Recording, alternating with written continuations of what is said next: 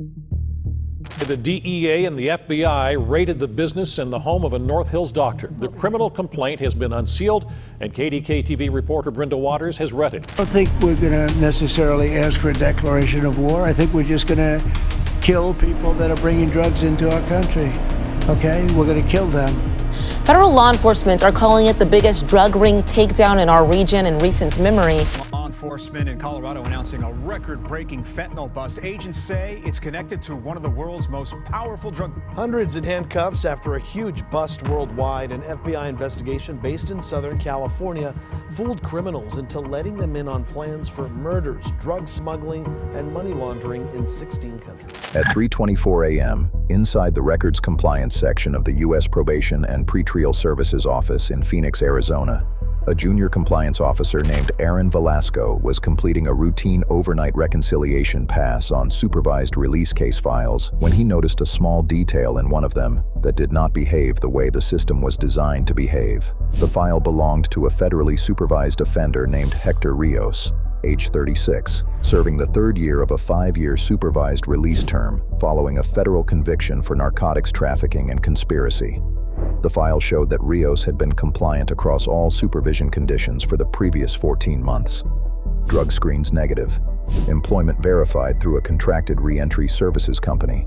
Residence verified through monthly home contact reports. Aaron had not flagged the file for any of those reasons.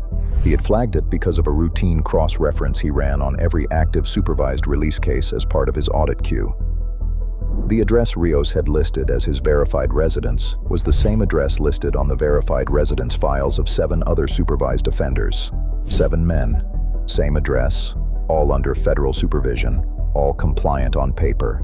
The address itself was a single-family home in a residential neighborhood on the west side of Phoenix. Aaron pulled the home contact reports for all 8 offenders. Each report had been filed by the same supervising probation officer. Each report described an in-person visit at the residence. Each report noted the offender as present, cooperative, and in compliance with the conditions of release. Aaron checked the dates of the reports. Across an 8-month window, the supervising officer had logged 42 separate in-person home contacts at that single address. Each contact had been recorded as an individual visit with an individual offender. Aaron pulled the field GPS metadata from the supervising officer's federal vehicle tracking system. The vehicle had logged visits to that address on the dates listed, but the duration of the visits did not match what the system would expect for an individual offender contact. The average duration of each logged visit was 9 minutes. Federal home contact protocol required a minimum 20-minute in-person interaction. 9 minutes was enough time to walk to the door and walk back to the car. It was not enough time to verify the presence and compliance of an individual under federal supervision. By 5:50 a.m., Aaron had cross-referenced 31 supervised release files where multiple offenders shared a single verified residence address. The pattern appeared across the entire Phoenix supervised release caseload of one specific probation supervisor's regional team, covering active cases in Arizona, southern New Mexico, and southern Nevada. He filed an internal escalation report with the Administrative Office of the U.S. Courts. By 11 a.m., the report had been forwarded to the FBI's Phoenix field office. By 3 p.m., federal investigators were quietly pulling 6 years of supervised release records from the Phoenix office and the satellite offices it managed across the 3-state region.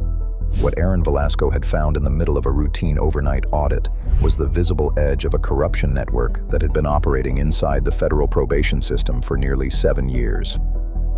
At 9:14 a.m. the following morning, FBI forensic analysts began running a full structural analysis on the supervised release caseload of the U.S. Probation Office's Southwest Regional Unit. The unit oversaw federal supervised offenders across Arizona, New Mexico, and Nevada, a caseload of approximately 4,600 active cases. Within that caseload, analysts identified 1,184 cases that fit the address clustering pattern Aaron had flagged. Multiple federally supervised offenders sharing single verified residence addresses.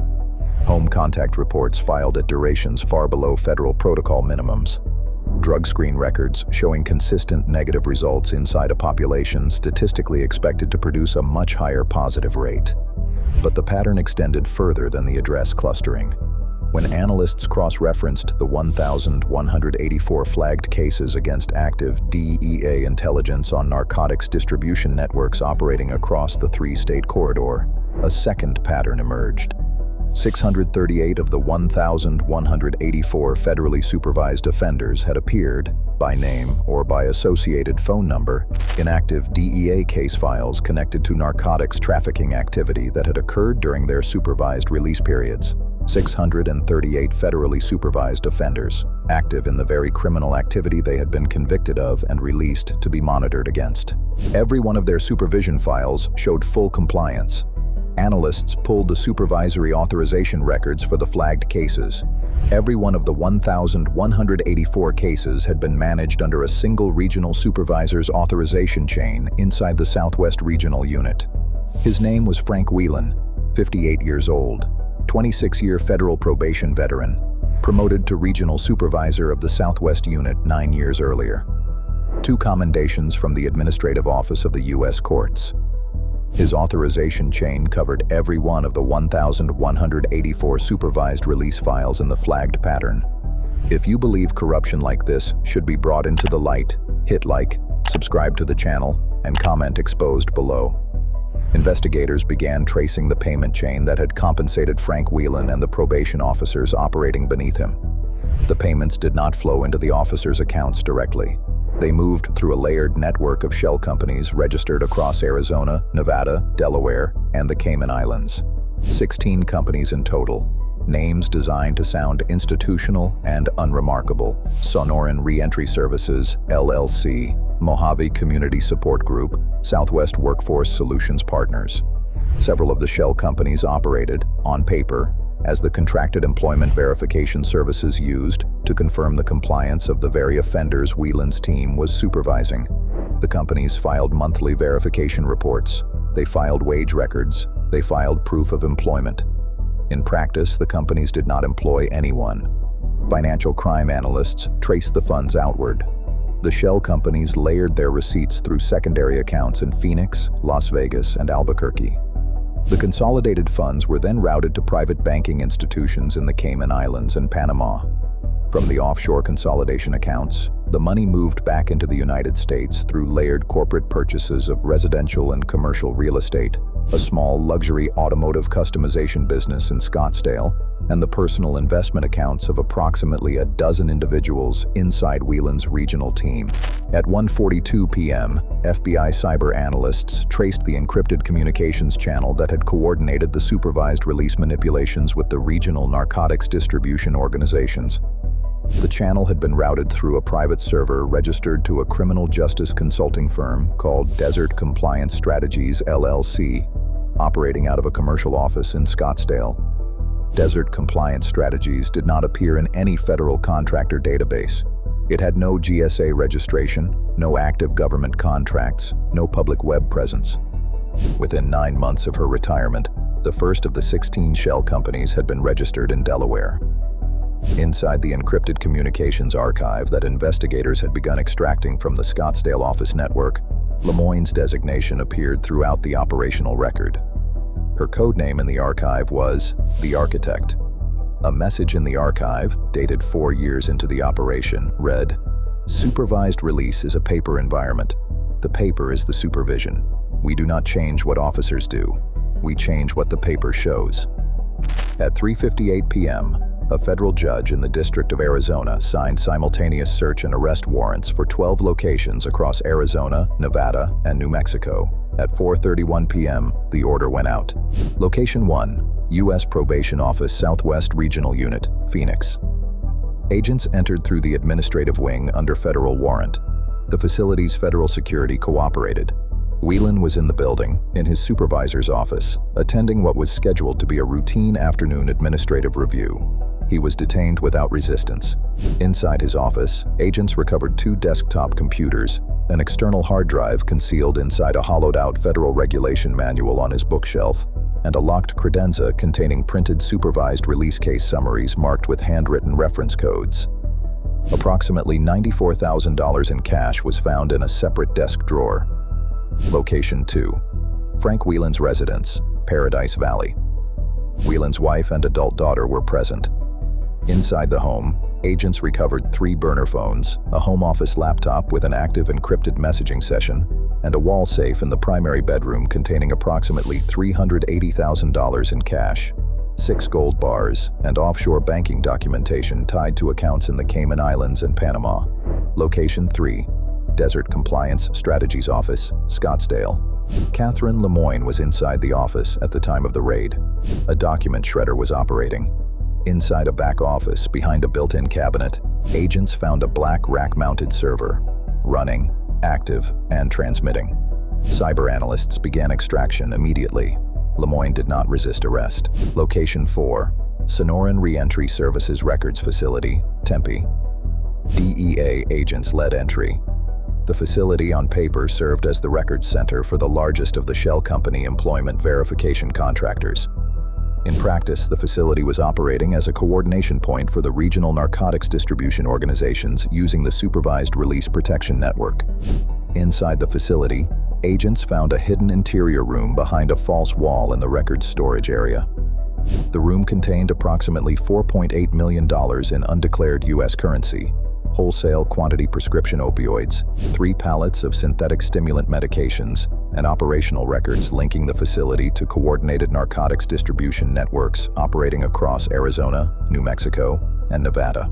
Location 5, Catherine Lemoyne's residence, North Scottsdale. Lemoyne was already in custody at her office.